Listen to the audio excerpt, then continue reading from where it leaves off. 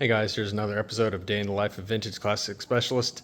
Let's start with the Ghia. So this car is done, as you might have seen if you saw the thumbnail for this video. Today, the paint and body guy that we use went and finished up the back here. So those of you that follow may remember there was a really bad spot on the paint right here. So we had some paint mashed up best we could. And he touched up that and clear coated this whole back area here and then polished it.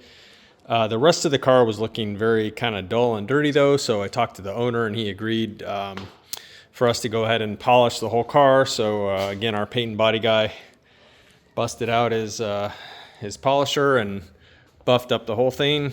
Looks really, really good. The car is a few different colors of white, so matching it was a little tough. You might be able to tell this door is a little bit off from the quarter panel, and then the trunk lid is a little off from the back of the car, but you know, we did our best. It's tough when a car's a bunch of different colors. Nothing you can really do. You just try and do your best. Anyway, if somebody's not looking for it, they probably won't notice it, but overall, very happy with how this car came out. It came in mostly for the convertible top, which Octavio did. It's dirty now, so just ignore all the dirt.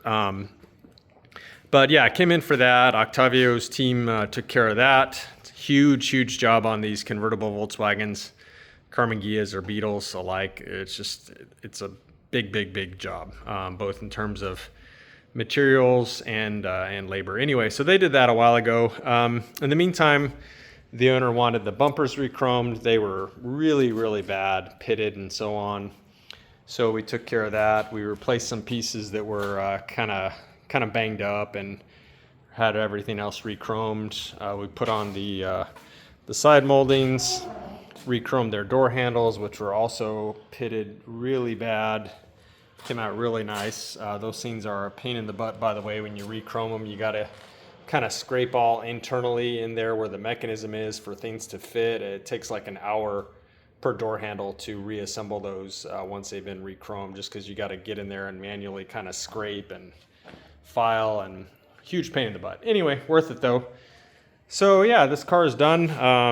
I will let the owner know, and hopefully they can come get it here in the next day or so, and we'll open up a spot for something else in our shop. So let's talk about what else went on today. So Rafa got to work on one of his most favorite things to work on, which is motor assembly. So this long block had been built previously, and then Rafa has started going in and assembling all the everything to make it a finished motor. So the tin work, the manifold, as you can see, the exhaust. So the muffler, or excuse me, the heater boxes we had, those are Cerakoted, which is basically a ceramic coating done by MB Performance. Those guys are down in Santa Ana. Really nice work. Comes out great. The gray is off a little bit from what we like. I've mentioned this before, but it's actually pretty close. I mean, the muffler is pretty much the correct gray. You can see there's a little difference. It's not too bad. But yeah, it looks really good. So Rafa made a lot of headway on this today.